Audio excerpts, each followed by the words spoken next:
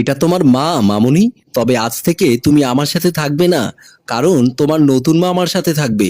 ছোট রাহিমা বাবাকে বলল, ও, আমার জায়গাটা তোমার পাশে হবে না তাই না বাবা? এখন থেকে এই আন্টি থাকবে তাই না? বাবা বলল, হুম, তুমি এখন বড় হয়েছো, তুমি দাদুর সাথে থাকবে আজ থেকে। নতুন বউ বলল, কেন?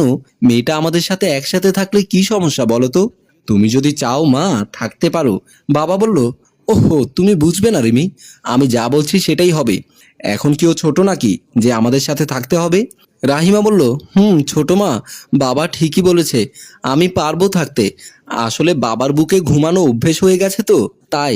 এমন সময় রাহিমার দাদু এসে বলল, এত ছোট মেয়েকে এসব না বললে হতো না রাকিব। যাক, তুই নতুন বউ নিয়ে সুখে থাক, আমি আমার নাতনিকে রাখতে পারবো। এই বলে রাহিমাকে তার দাদু নিয়ে গেল। রিমি বলল, কি দরকার ছিল এসব করার? আমি তো সব পারতাম। রাতে রাহিমা খেয়ে দিয়ে ঘুমিয়েছে দাদুর পাশে। হঠাৎ মাঝরাতে ঘুম ভেঙে যায় আর বলে, বাবা, আমাকে একটু জড়িয়ে ধরো না, আমি তোমার বুকে ঘুমাতে ভালো লাগে।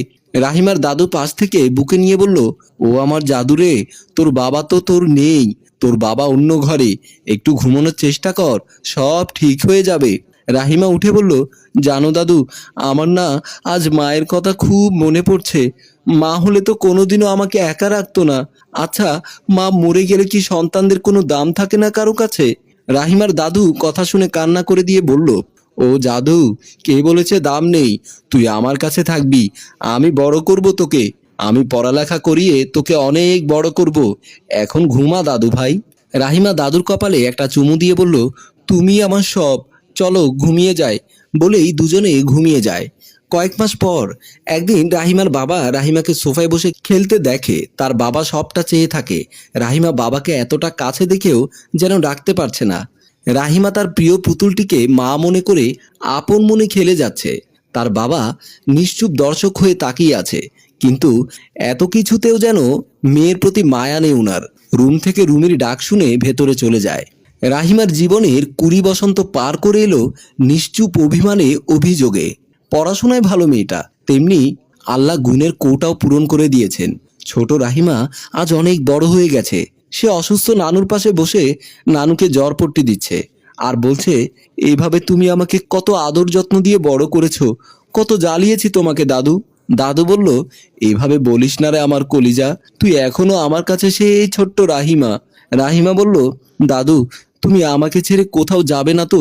দাদু বলল, আমি না গেলে কি হবে, তোর তো চলে যেতে হবে রে সোনা, কারণ এটাই মেয়েদের জীবন, বড় হলে একদিন শ্বশুর বাড়িতে চলে যেতে হয়।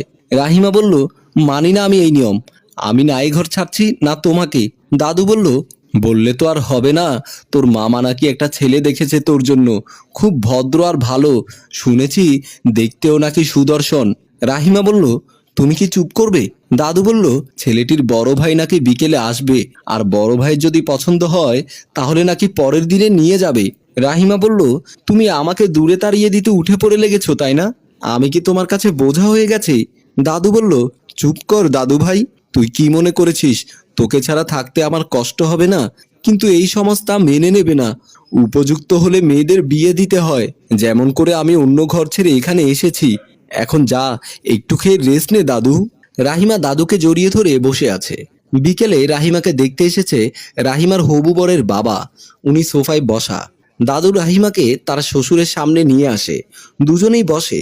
দাদু মনে মনে বলছে, কাল হয়তো রাহিমার জীবনের মোড় বদলে যাবে। সংসারী মেয়েটা অফিসিয়ালি সংসারী হওয়ার পথে অগ্রসর হবে। রাহিমা ভাবছে, কখনো দাদুর কথা অবাধ্য হয়নি, আজও হব না। তাই দাদু যা বলছে তাই করব। বরকে না দেখলেও বিয়েতে রাজি। বাবা বলল, মাশাআল্লাহ, আমার ছেলেটার জন্য এরকম একটা মেয়ে খুঁজছিলাম। আমার আর কিছু বলার নেই, কাল আমরা মেয়ে নিয়ে যাব। এখন আমি যাব, আমার অনেক কাজ আছে। দাদু বলল, একটু বসো বাবা, নাস্তা পানি কিছুই তো দিলাম না। রেজাউল বলল, অন্যদিন ইনশাল্লাহ, আত্মীয় হলে তো কতবার খাওয়া যাবে। এই বলে সে উঠে চলে গেল। দাদু রাহিমাকে বলল, রাহিমা রে, যা বুঝলাম তুই মনে হয় রাজপুত্র পাবি। আল্লাহ তোর কপাল খুলে দিয়েছে, তুই সুখী হবি বোন, অনেক সুখী হবি ইনশাল্লাহ। আমি তোকে বলেছিলাম না, বাপের বাড়ি যে মেয়ে সুখ না পায় পরের বাড়ি সে অসম্ভব সুখী হয়। মিলিয়ে নিস আমার কথা তুই দাদু ভাই।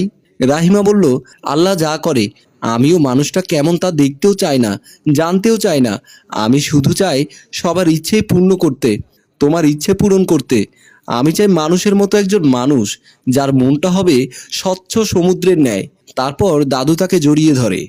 রাহিমা তার দাদুর রুমে বসে আছে। হয়তো কাল মাগরিবের পর এক রূপালী সন্ধ্যায় একেবারে অজানা এক মানুষের সাথে হুট করে স্বপ্নের ন্যায় বাধা পড়ে যাবে জীবন।